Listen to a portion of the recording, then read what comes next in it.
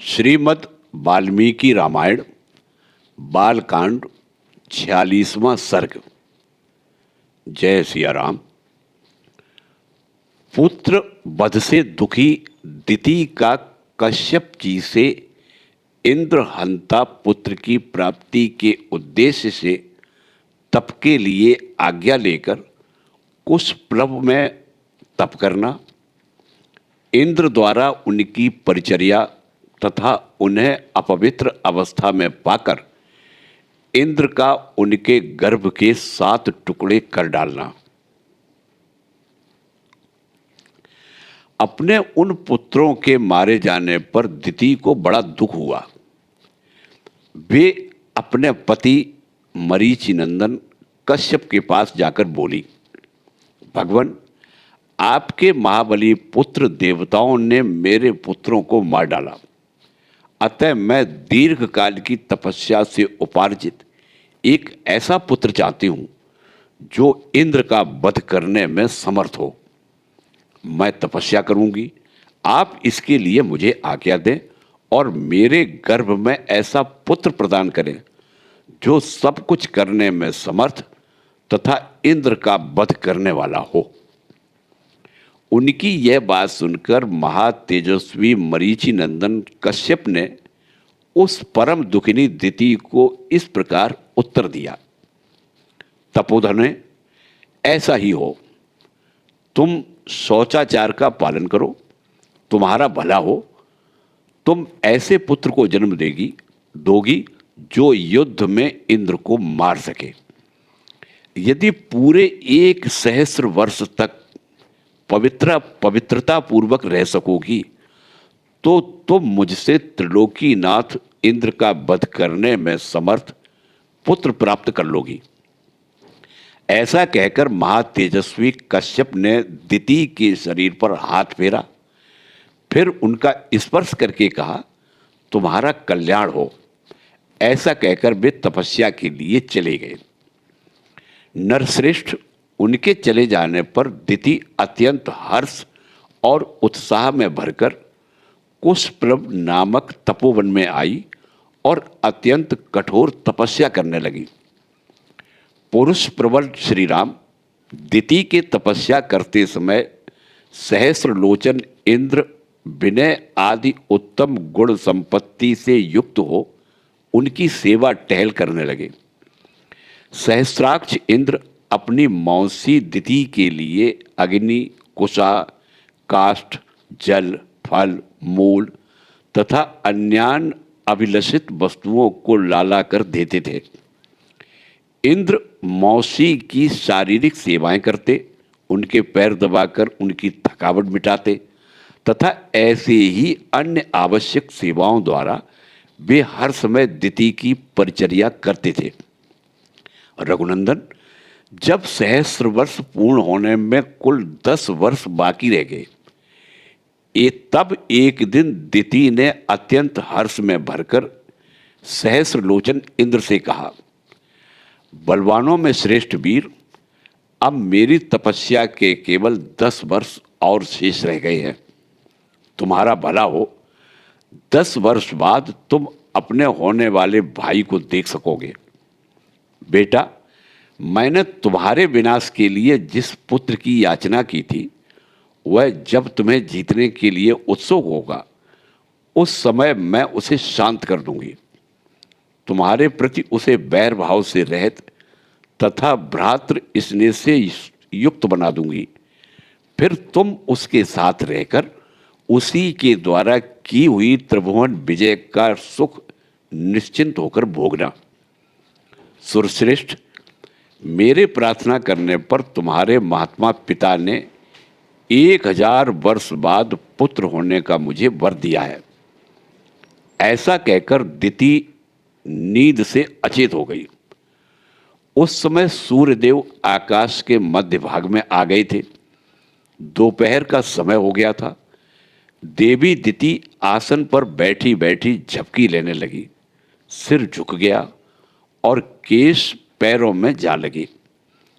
इस प्रकार निद्रावस्था में उन्होंने पैरों को सिर से लगा लिया। उन्होंने अपने केशों को पैरों पर डाल रखा था।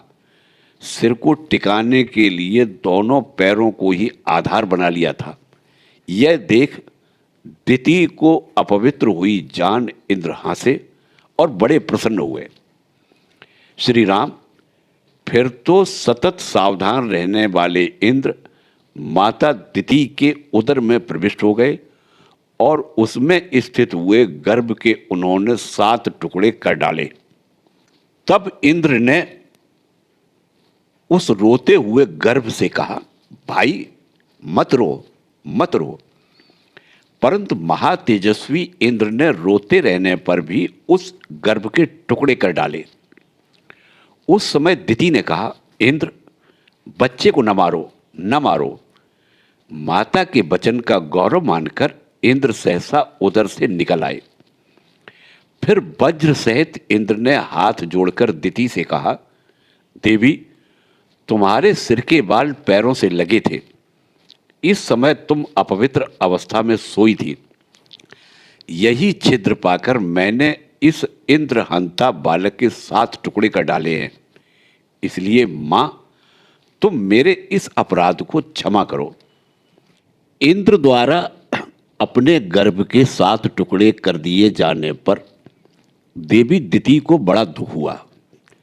वे दुर्धर्ष वीर सहस्राक्ष इंद्र से अनुनय पूर्वक बोली, देवेश बलसूदन मेरे ही अपराध से इस गर्भ के 7 टुकड़े हुए हैं। इसमें तुम्हारा कोई दोष नहीं है। इस गर्भ को नष्ट करने के निमित्त तुमने जो क्रूरतापूर्ण कर्म किया है वह तुम्हारे और मेरे लिए भी जिस तरह प्रिय हो जाए, जैसे भी उसका परिणाम तुम्हारे और मेरे लिए सुखद हो जाए, वैसा उपाय मैं करना चाहता हूँ। मेरे गर्भ के भी 7 खंड 7 व्यक्ति होकर 7 मर्द गणों के स्थानों का पालन करने वाले हो जाएं। बेटा ये मेरे दिव्य रूपधारी पुत्र मारुत नाम से प्रसिद्ध होकर आकाश में जो सुविख्यात 7 बात स्कंध हैं उनमें विचरे। ऊपर जो 7 मरुत बताए गए हैं वे 7 के गण हैं। इस प्रकार 49 मरुत समझने चाहिए। इनमें से जो प्रथम गण है वह ब्रह्मलोक में विचरे, दूसरा इंद्रलोक में विचरण करे तथा तीसरा महायशस्वी मरुदगण दिव्य वायु के नाम से विख्यात हो अंतरिक्ष में बहा करे। सुरश्रेष्ठ तुम्हारा कल्याण हो। मेरे शेष 4 पुत्रों के गण तुम्हारी आज्ञा के से समयानुसार संपूर्ण दिशाओं में संचार करेंगे। तुम्हारे ही रखे हुए नाम से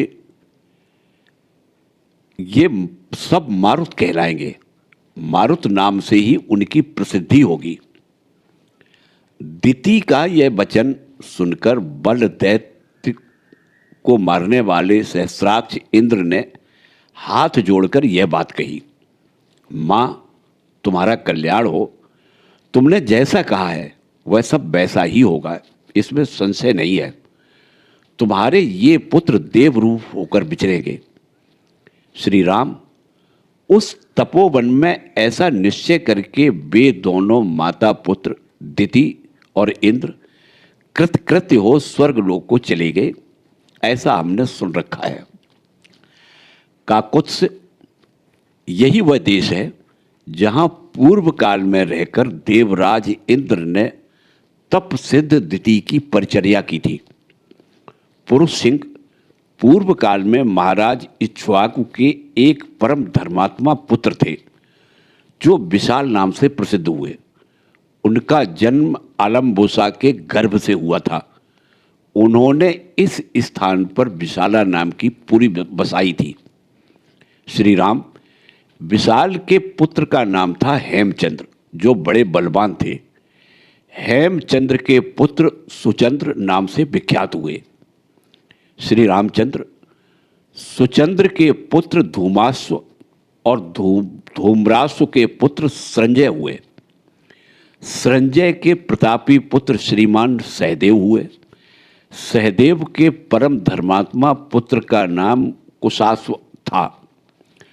कुशास्व के महातेजस्वी पुत्र प्रतापी सोमदत्त हुए और सोमदत्त के पुत्र काकुत्स नाम से विख्यात हुए। काकुत्स के महातेजस्वी पुत्र सुमति नाम से प्रसिद्ध हैं, जो परम कांतिमान एवं दुर्जय वीर हैं। वे इस समय इस पुरी में निवास करते हैं। महाराज इक्ष्वाकु के प्रसाद से विशाला के सभी नरेश दीर्घायु, महात्मा, पराक्रमी और परम धार्मिक होते आए हैं। नरश्रेष्ठ, आज एक रात हम लोग यही सुखपूर्वक शयन करेंगे। फिर कल प्रातःकाल यहाँ से चलकर तुम मिथिला में राजा जनक का दर्शन करोगे। नरेशों में श्रेष्ठ, महातेजस्वी, महायशस्वी राजा सुमति विश्वामित्र जी को पुरी के समीप आया हुआ सुनकर उनकी अगवानी के लिए स्वयं आए।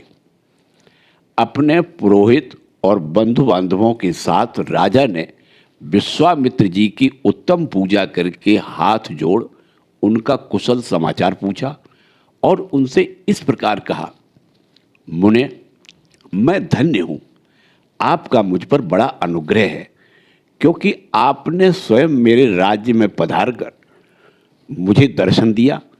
इस समय मुझसे बढ़कर धन्य दूसरा कोई नहीं है। इस प्रकार श्री वाल्मीकि निर्मित आर्ष रामायण आदि काव्य के बालकांड में 47वां सर्ग पूरा हुआ। जय सिया राम।